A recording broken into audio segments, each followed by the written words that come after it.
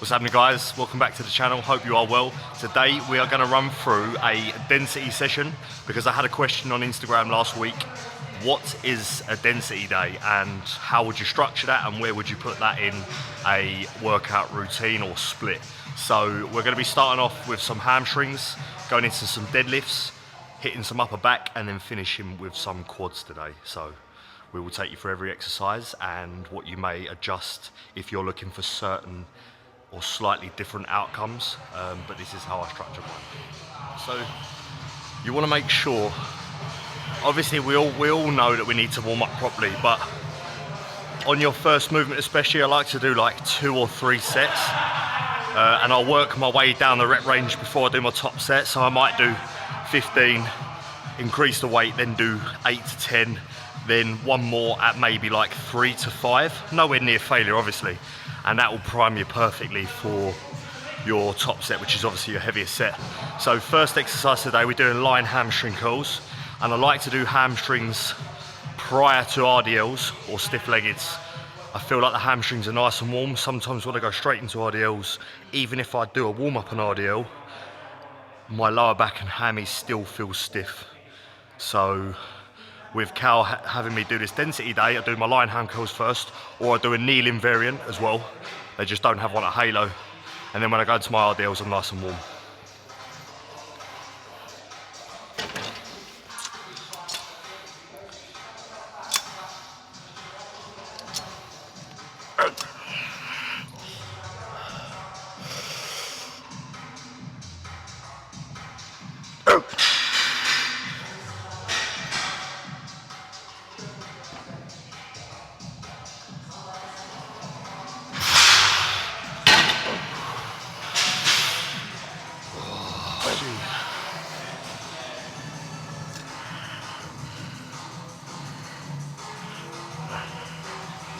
When you're doing any variant of ham curl, whether that be lying, seated, or even if you're hitting RDLs, the hamstrings react very well to a slower eccentric. Obviously you always want to control eccentric when you're training, right?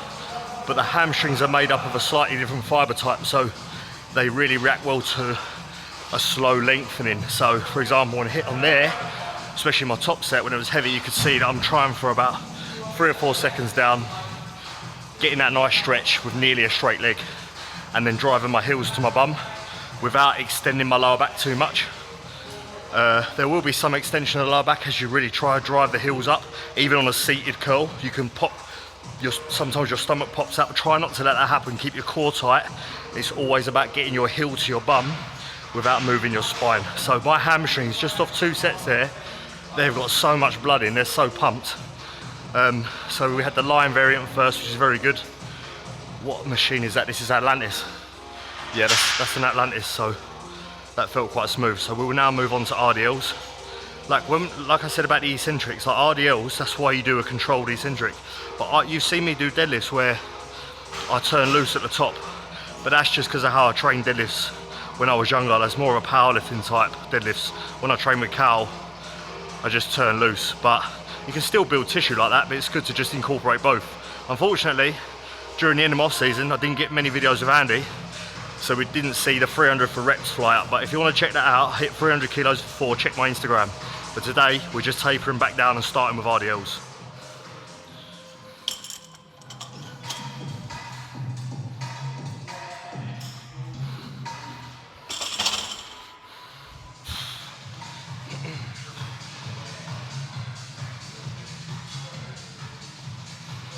I'm so much weaker on my RDL variant as opposed to my stiff-legged. I pulled conventional 300 for 4, that's obviously my strongest. Stiff-legged, I've done 260 for 9. But when it comes to RDLs, with a 2-3 second eccentric, like I did there, be lucky to work with 220 for like 5 to 8. But again, that's just because I had years of doing conventional pulling and turning loose at the top. So I've really got to just focus on the eccentrics on the RDLs and just try and get them up. Because you don't get a chance to put it down and reset. What I like is about stiff-legged, you can just reset at the bottom. On here, you have to stand and re-brace at the top of every rep. it's more like a continuous rep and there's tension the whole way through the set, as opposed to when you put it on the floor, you get 2 or 3 seconds to yourself. But definitely look to include either one or both in a program. Just make sure if you do 2 variants of deadlifts, like I only do heavy hinges once on my density day. I don't re-hinge on back day. So I can do 2 top working sets here. If you had deadlifts on density and then deadlifts on pull as well, say you had RDLs one day and normal conventional deadlifts the other day, I would only do 1 set, so that your intensity is still high, but the volume's a bit lower and it's just split apart.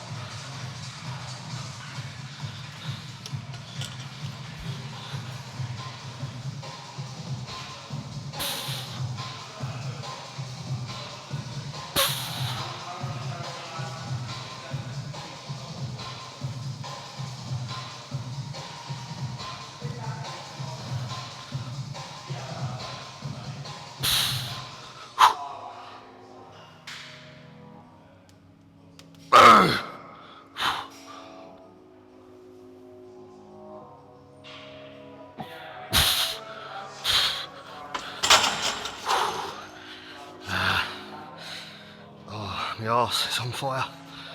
Fucking glutes. So I do feel my hamstrings on that, obviously, more so on the descent as they're lengthening, feel that stretch. But because I'm quite a glute dominant, as I'm hinging through, they're the primary movers for me, is my glutes. But that's not a bad thing. A lot of people say they feel RDLs in their back.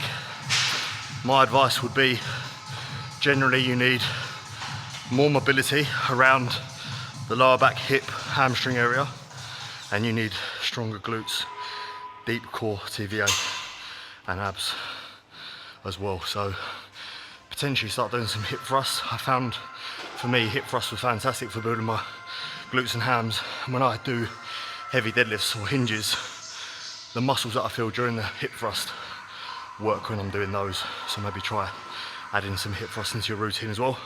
You'll notice on the RDLs, my range of motion is still quite long. Plates were about 1.5 inches off the floor. Obviously you need to assess your active range, but do the work, do the mobility work, so you can still get relatively close to the ground. Yep.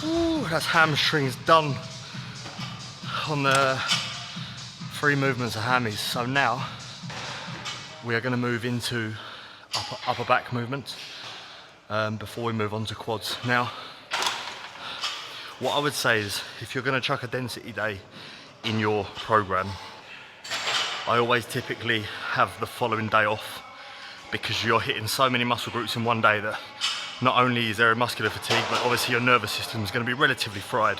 If you're doing heavy deadlifts, heavy leg press, potentially split squats, loads of movements, you've probably got about 8 movements in that day. If you train with the intensity that it should be, I would advise it's best to have the following day as a rest day. So my workout split is push 1, density on the Tuesday, Wednesday is rest. Then I'll have my push 2 Thursday, legs Friday, pull again Saturday, and then Sunday off. And I've also had a lot of clients come to me recently saying, you're right mate, I train 6 days a week. If you train 6 days a week, you're not training hard enough. There's no way I could do a 6-day split. If I did, I would probably be working as hard as I can, but the output would be only 85%-ish.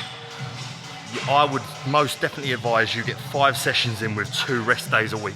Especially as you become more of an advanced lifter and you're lifting these heavy weights, there's no way you can train 6 days. No way. So I would opt for the 5-day split and 2 rest days.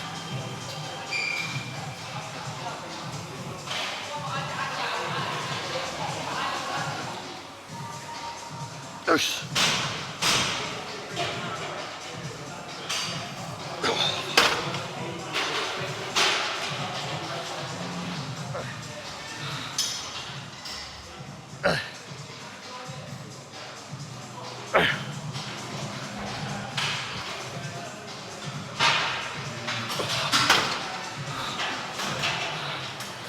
I noticed in one of my own YouTube videos that when I was doing these, Andy got a shot from the back.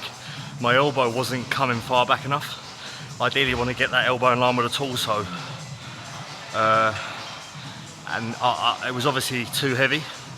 I was getting 2 inches short, so there I've lightened it up, made sure I correct that mistake. So we can always go back and look at video footage of whether that's you setting up a tripod in the gym and getting your own videos, or even, like I said when I was watching back my own YouTube video, you're always looking to improve and try and perfect. Not that there ever is something perfect, but you're trying to get that movement spot on. We're constantly getting better and better at doing these movements and getting a harder contraction each rep. That's what training's all about. It's improving every year. Especially as you get more advanced, you remove heavier weights, it can get sloppy. Like even with me, I obviously loaded it too heavy last time. We're still getting a relatively good contraction, but there, I was making sure it was spot on. So always go back, look at your own videos. If you've got a coach, they'll do that with you. And you can always pinpoint the mistakes and correct them.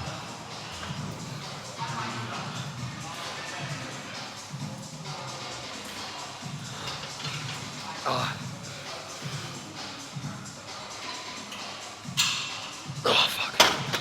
Oh.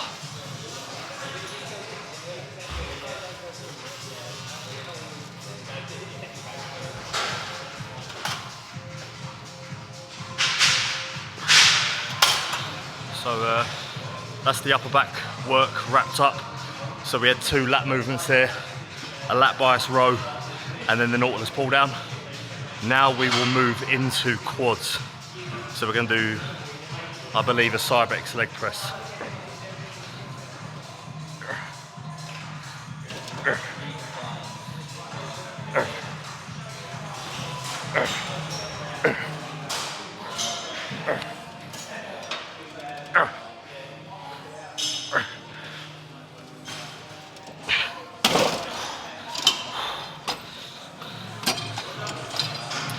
What's happening, guys? Thank you for watching episode 3 of They Will Know. I appreciate all the support. I hope you enjoyed that video. Listen, if you've got any questions, just reach out to me on Insta. Any questions about the density days or how to structure it, just ask me. I'm always happy to help. But that is how I structure my density days. So I hope you enjoyed that video. I will see you in episode 4 next week. Enjoy the rest of your day. See you later.